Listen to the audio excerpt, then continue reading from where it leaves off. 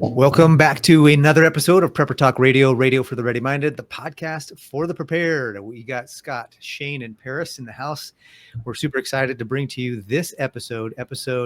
I believe this episode is 484. We're about, that means if my math's right, we're 16 away from 500, and we're going to be doing a special contest. So stay tuned. Make sure you're following our Instagram. Make sure you're following our Facebook. Make sure you're following us on YouTube. Make sure you're following us everywhere we can be followed. We have a TikTok as well, I think. Anyways, the point is follow us wherever we have a social. Make sure that you're listening in because we're going to announce the rules for the contest. You're going to win some cool swag potentially. We got some other gear that we're looking at. We're gathering up all of our resources to see what we can give away. And so we're going to have a fun time. So we do 2 episodes a week. So we're looking at maybe the next 2 months, maybe we're going to be hitting 500 episodes. So that gives you plenty of time to follow us everywhere we need to be followed. Also, just, make sure that you go to our website at preppertalkradio.com. And then on the recommendations tab, we have all the gear to support the show. We have a special program, though, that we're really excited about. And that's with our preppertalkradio.com/good life. This is a program that has a fantastic set of products to help you get healthy, stay healthy, and do it in affordable ways. And they're going to be adding more and more products here at just over wholesale prices for people who are members of the program. And so it's a membership opportunity, kind of like Costco and Amazon and Netflix. You get to join with a membership, and then you get to have the price of the products at just over wholesale prices.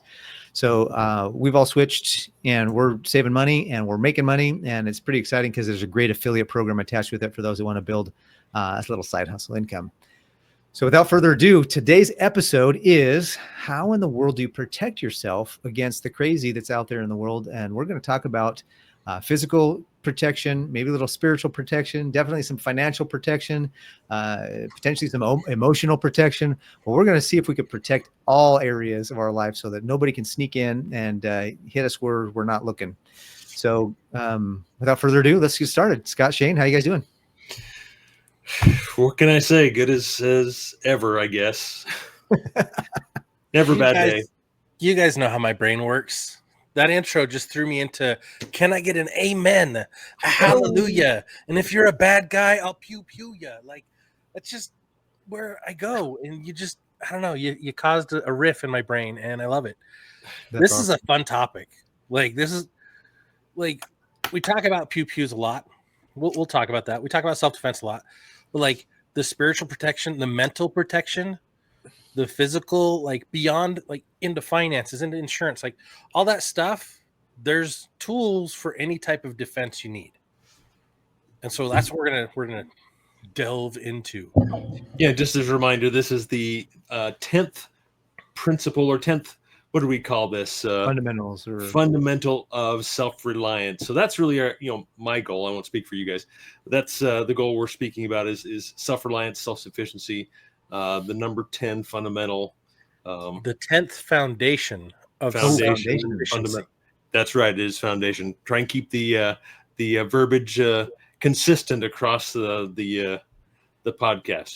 So yeah, absolutely. So, learn how to protect yourself. And of course, the first place my mind goes is obviously, I'm a concealed carry guy. I love handguns and firearms. And so that's where my mind goes first, but it's much larger topic than just that. It's about protecting yourself, your family, and not just defending. Use the right words here. Mm-hmm. Proactively. It's more of a proactive aspect to it. And just real quick, the episode we're talking about, and maybe I should link it in the YouTube channel later, but it's episode 467. So we're already almost 20 episodes after that. Crazy how time flies. But yeah, we definitely need to remember that, if all you do is wait around for somebody to attack you, and then you defend yourself when they do that, you're missing at least half of the problem of the opportunity. But if you can build some defenses up, like build up, there's a reason why castles back in the day had moats around them. And there's a reason why they had alligators in them. And there's a reason why they had drawbridges and huge like walls around the cities and all those things back in what was it? It was awesome. There was the city of Jericho. I think that, I remember, I think it was Gabriel or I'm drawing a blank, but they marched around it and they blew their trumpets and the walls came tumbling down and God just, he's a wall destroyer when we needs to, but those cities are built to keep people out. So in a way, that's part of protecting yourself not that you want to have a bunch of walls up and you're prickly porcupine in your, friendships, but you definitely want to make sure. Sometimes that's good and important to do for sure. Yeah. But you definitely want to make sure that you're proactively protecting your family in all areas or as many areas as possible. Yeah. Go ahead, Scott. I was just going to say, it's like when you take your pet out and you don't want it to be pet, you put a little harness on it that says, do not pet me, right? Not friendly, right? When you go to the dog park, you're like, not friendly. You've got to be, like in driving, they say you need to be an offensive driver.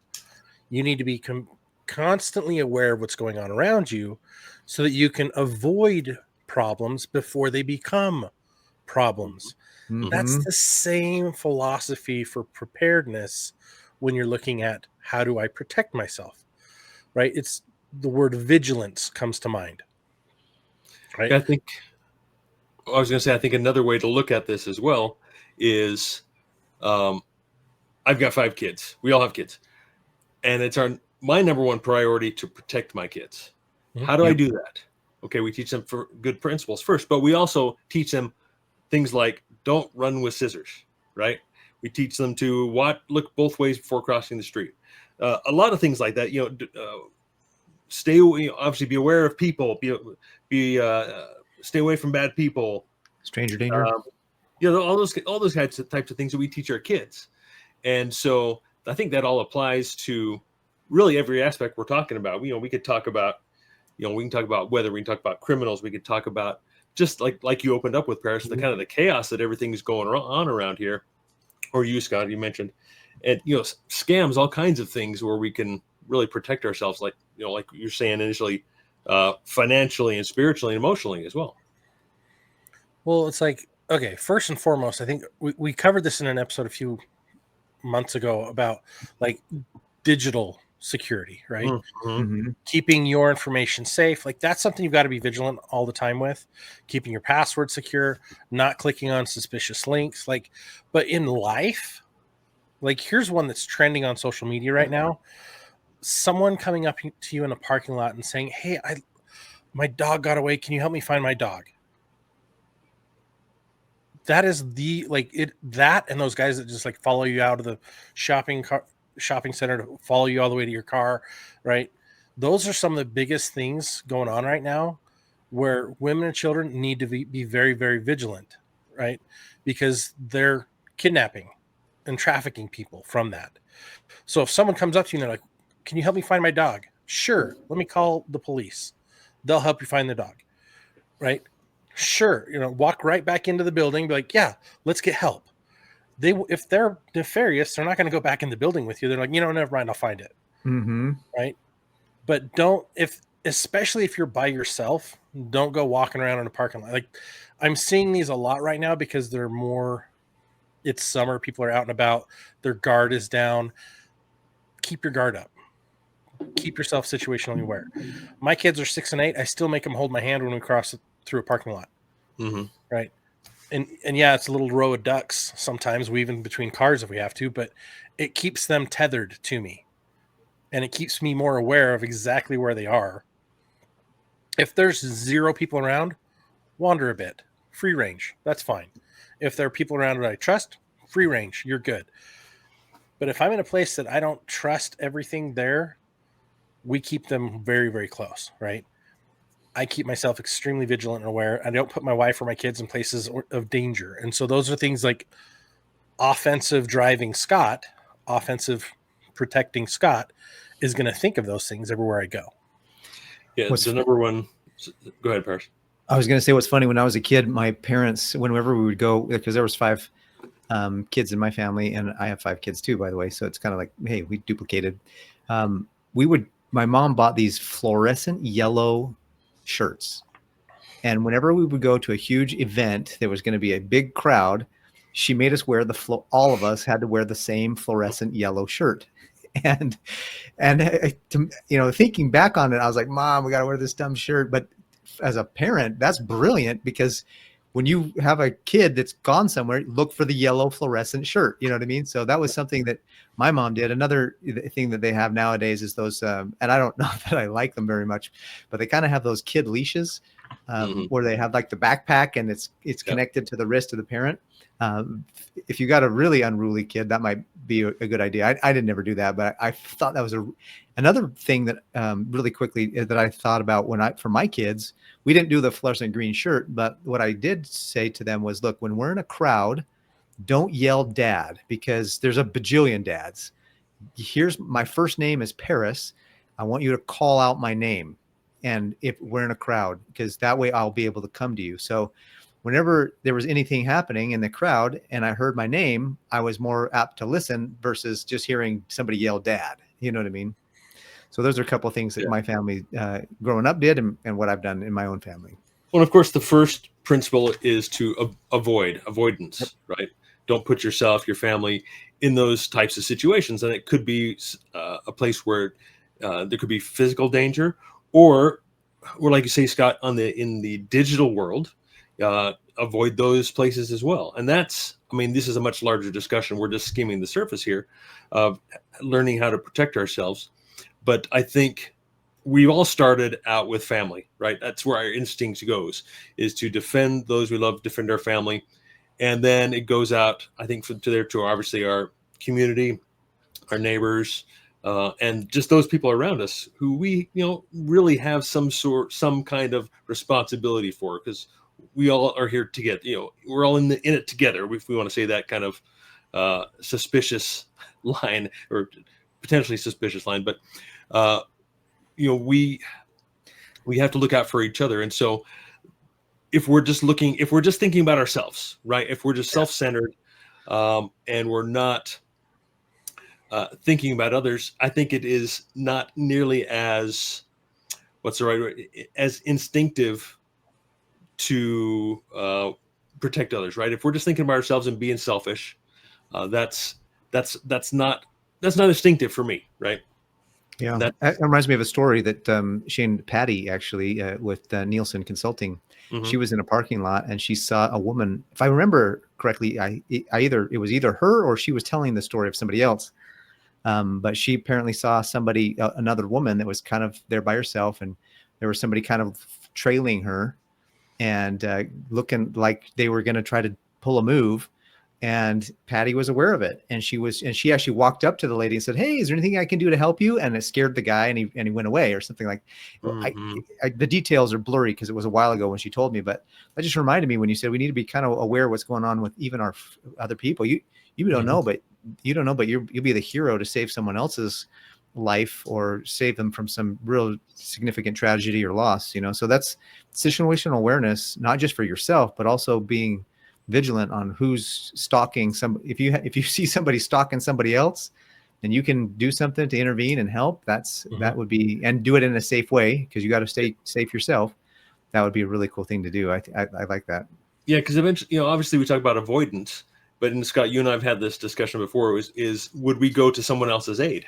Are we capable? Are we trained? Are we aware enough to where we could go to someone else's aid? That is maybe stretching it a little bit, right? For what we're talking about is learning to protect ourselves, is going to the aid of someone else. But lost my train of thought there a little bit. But. Well, it's interesting you bring that up, because it's like, depending on the situation, it's easy to go to someone's aid versus not. But I want to look at it this way too. Like, not all of these are going to be like a confrontational situation with another person. Think also like weather situations, right? Mm-hmm. You see a funnel cloud forming, you yell to everyone else around you that, guess what? Funnel cloud. Guess what that means? Tornado, right? Yeah. You let the people around you know, like, everybody seeks shelter. If you see a reckless and wild driver, pull people back and like, guys, watch out, there's a driver over there. Like, help people be aware, because you can still serve and help other people just by raising the warning flag, raising the signal cry. But even beyond that, like, we have so many tools at our disposal to help us to protect ourselves better. I think the first thing is just awareness of scams that are going on, threats to where you in the areas that you're going, threats that have happened in those similar areas all around the country, all around your city, right? What's trending versus what's not. I had a guy I talked to the other day. He's like, I put air tags in my kids' underwear before we go anywhere.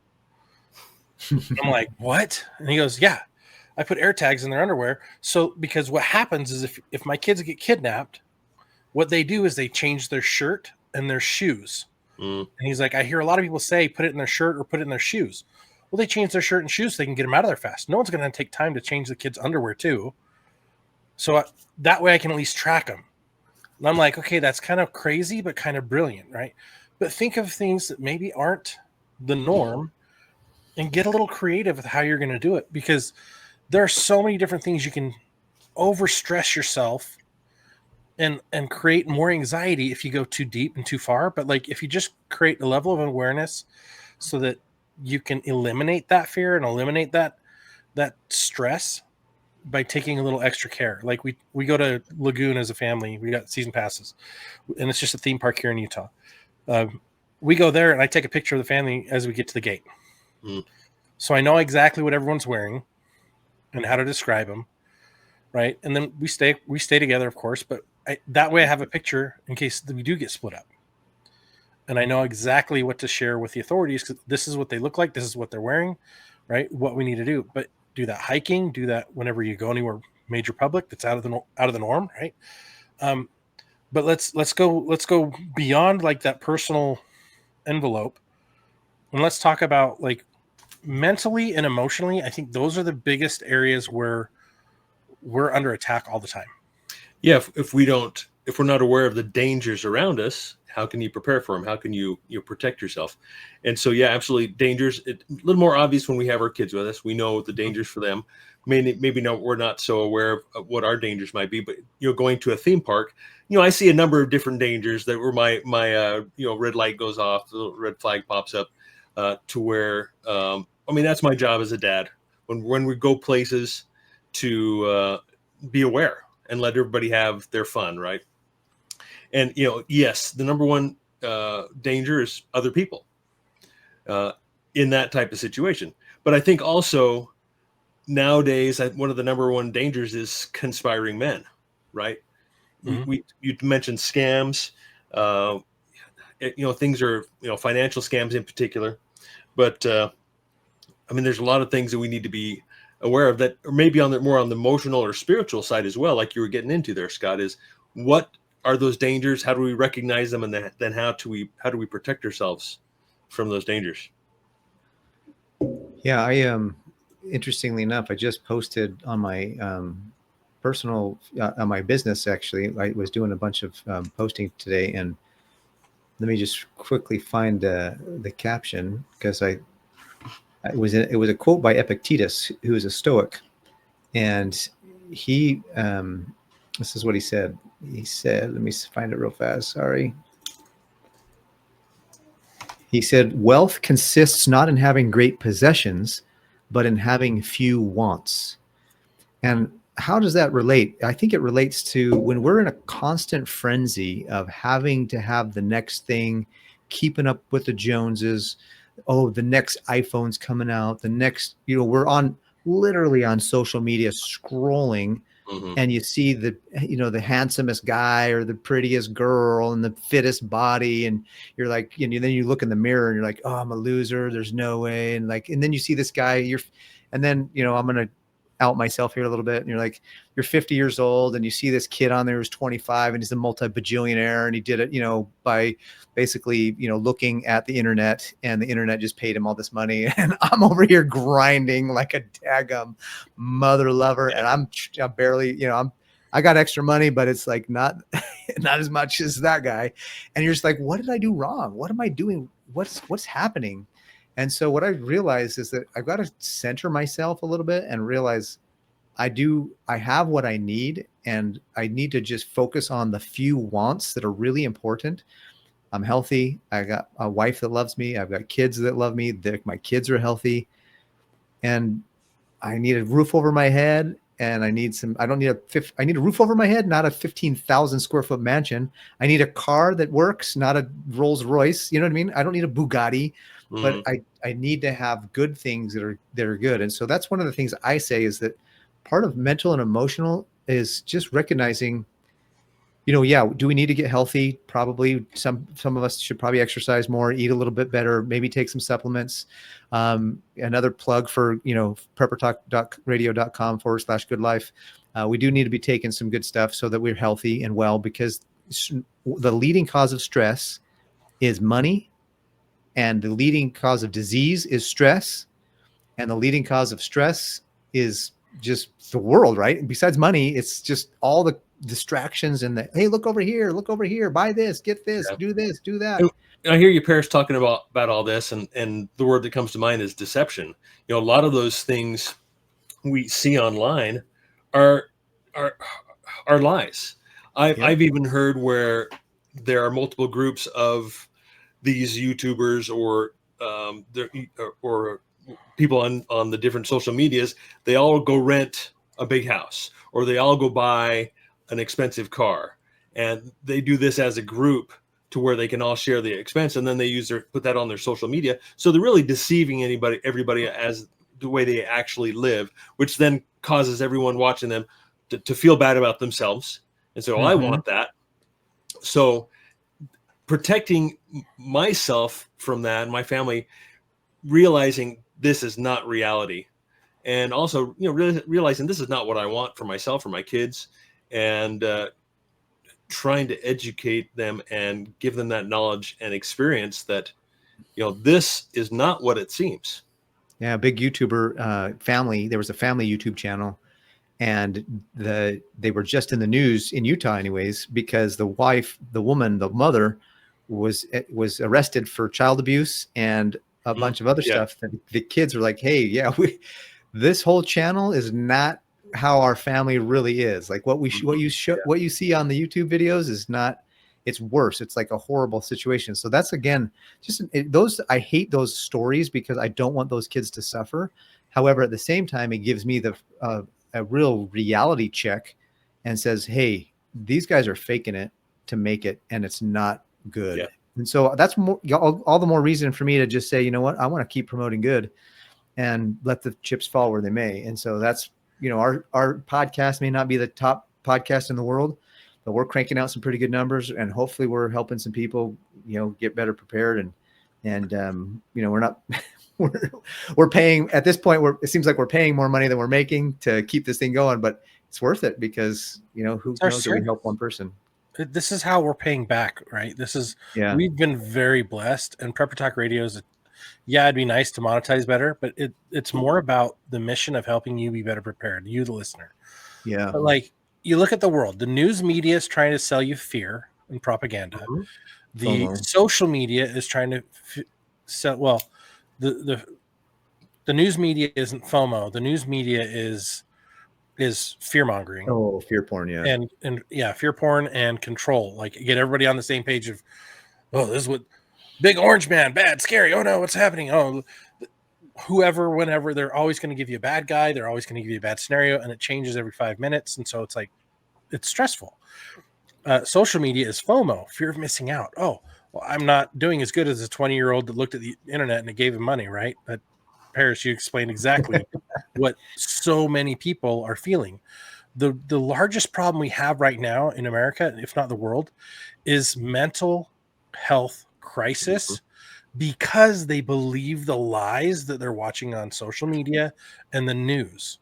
Right? Those two factors, plus, and then on top of that, it's the nutrition is horrible across America. The sad standard American diet is killing us. I watched a study this last week where they had a rats on a normal organic food diet, real food diet is what they called it, and they'd throw them into this pool, and there's a little tiny pad in the middle of the pool, and they'd move the pad around each time they test them, and they'd swim until they could find, because there's a lot of water, they'd have to swim until they find the pad, climb up on the pad, and they were safe.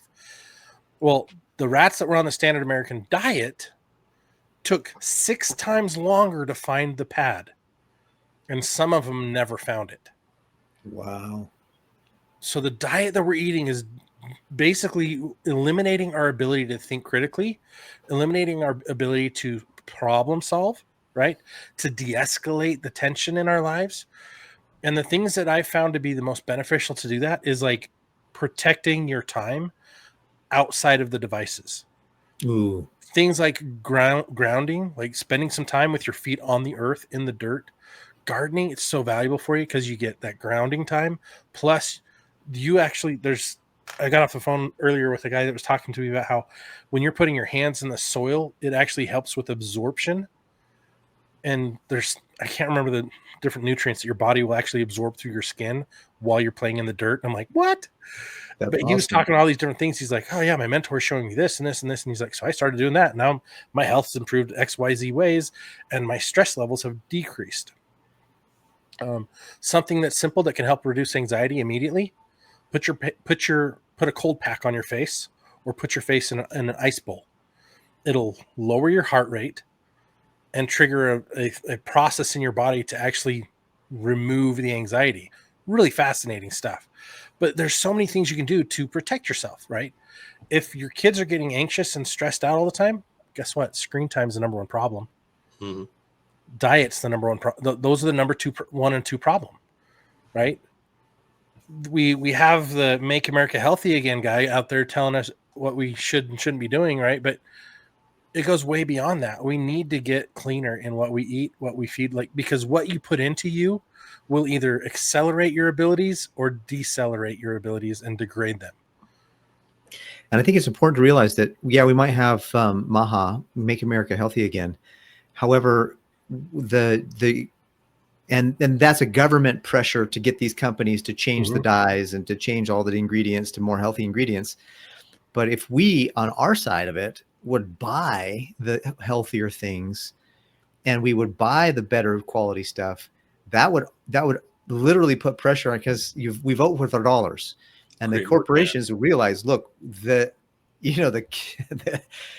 dye number 7 and the red dye number, the blue dye, whatever, the yellow thing, and the high fructose corn syrup, that's the sales are way down. Well, so let's stop making that. Let's make something that's healthy. And I'll just share that I saw a video of a guy who went to Europe, and he's like, he's gluten intolerant in America, but he can go and have all the bread he wants when he's in Italy.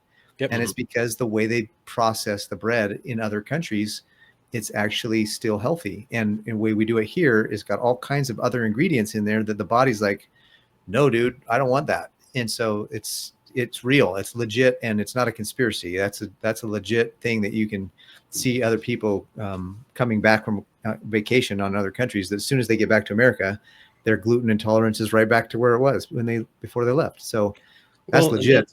And that's another thing to protect ourselves from and our family from is programming and brainwashing. And that comes in a number of different ways, from like you say, from social media and screen time, like you're saying, Scott. It could potentially come from our educational institutions. It obviously comes from television programming. That's why they call it programming. And so I've learned how to protect myself from that.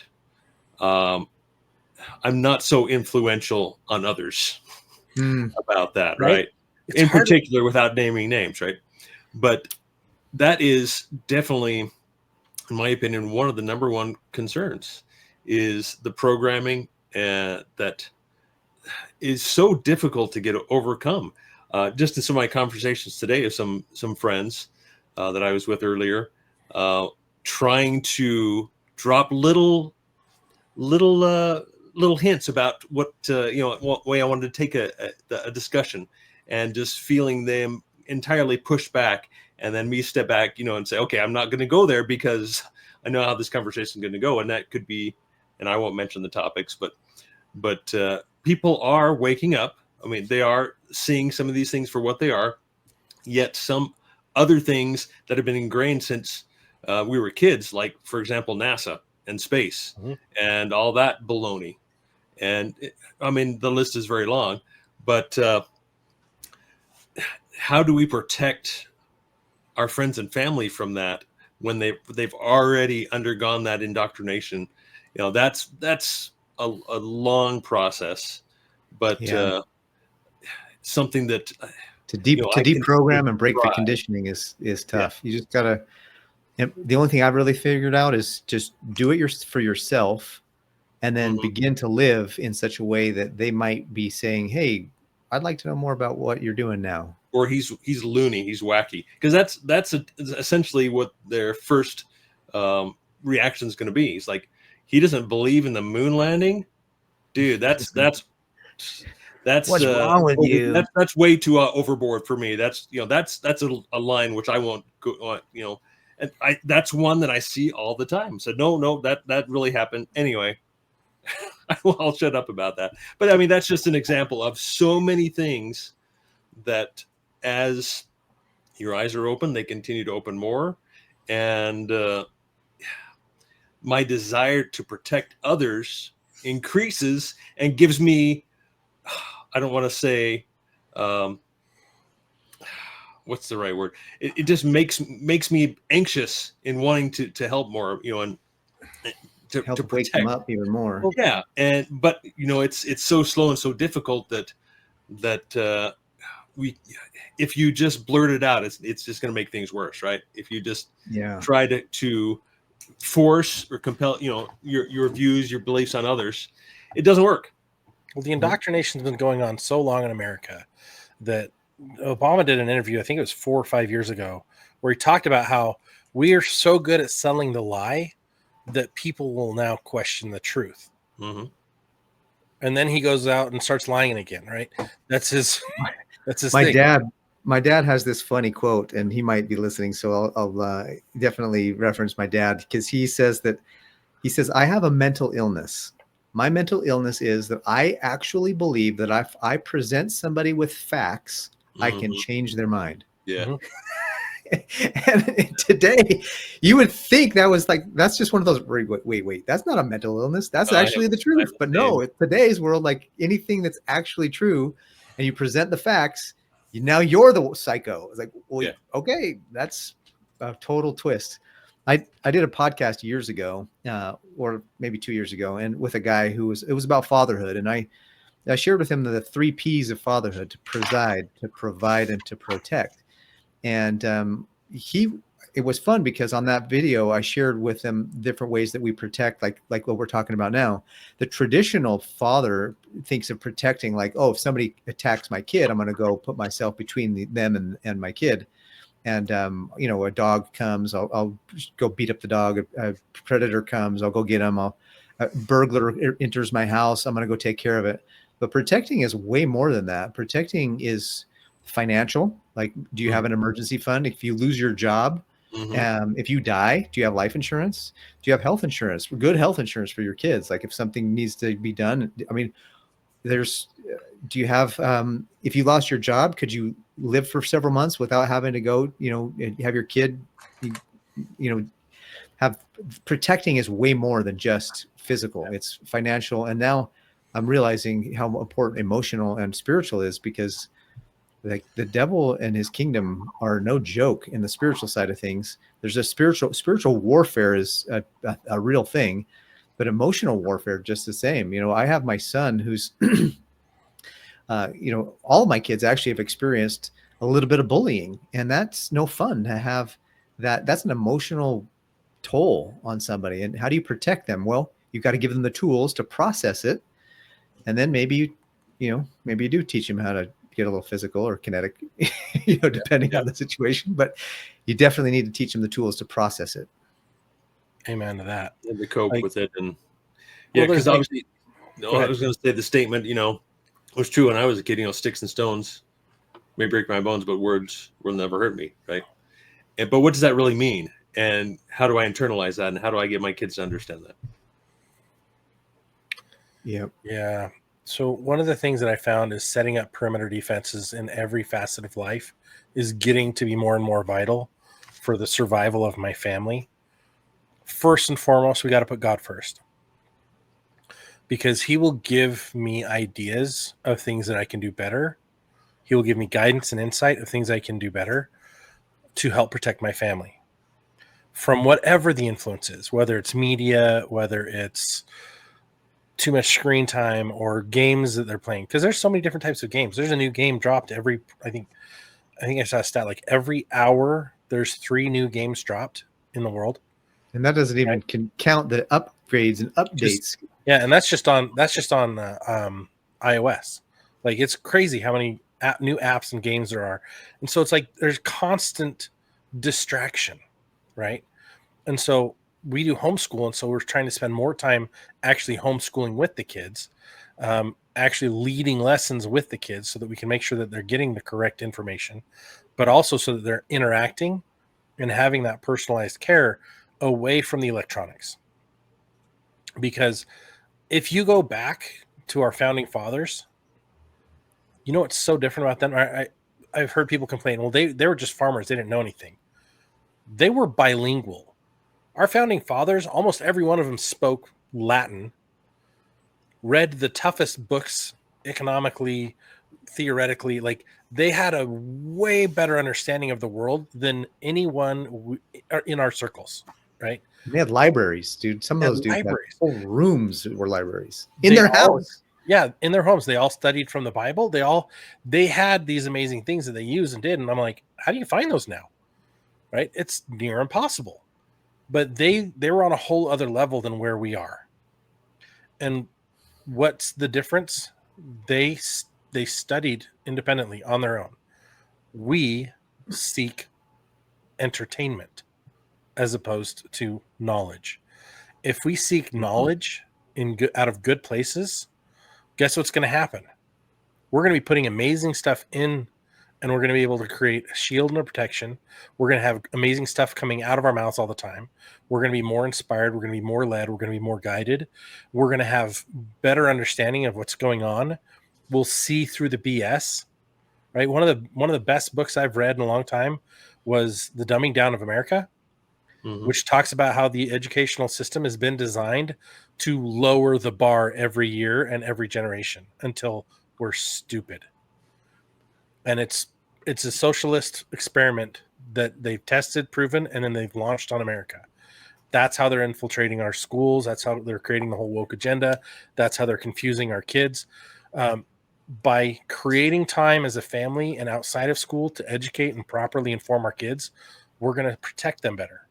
But we've got to continue to do that for ourselves too. The best predictor for your kids being successful is a father who's constantly developing himself, working on himself. That's more important than anything else. It's that example. And the other thing too, emotionally, the most important thing, and this is statistically and scientifically proven, which is kind of dumb because it just makes sense, but we always have to study it out and make sure the scientists have proven it, that the best way for a young man, a boy, to grow up with emotional strength is to see and have a father that loves and treats his wife basically his mom, the boy's mom, a father that treats his wife with respect and love, and who's the mother of the boy. And if the boy sees that, they'll grow up to imitate that. Garbage in, garbage out, good in, good out. The same thing is true. If damaged people damage other people, healed people heal other people.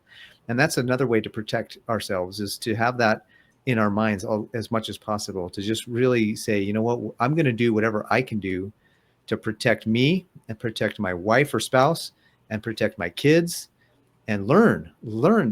I mean, sometimes self-help books get a bad rap, but I'm telling you, there's some really good ones out there that can give you some great resources. There's a lot of people right now. There's a surge in therapy, and there's a real thing. And my therapist is, I do bibliotherapy, which means I read books that teach me things. I learn from great men and women of the past and what they're doing. I read the scriptures. Like most of my therapy comes from those places. And I have some of my kids are actually meeting with therapists, and they'll come home and tell me what the therapist said. And a lot of times they're like, Dad, this is the same thing you've been telling me, but they present it in a little different way, and they have some resource. There's some definite reasons to go to a therapist, and I highly recommend it if you need it. But just remember that you can also get really good supporting therapy from good books too. That's my opinion.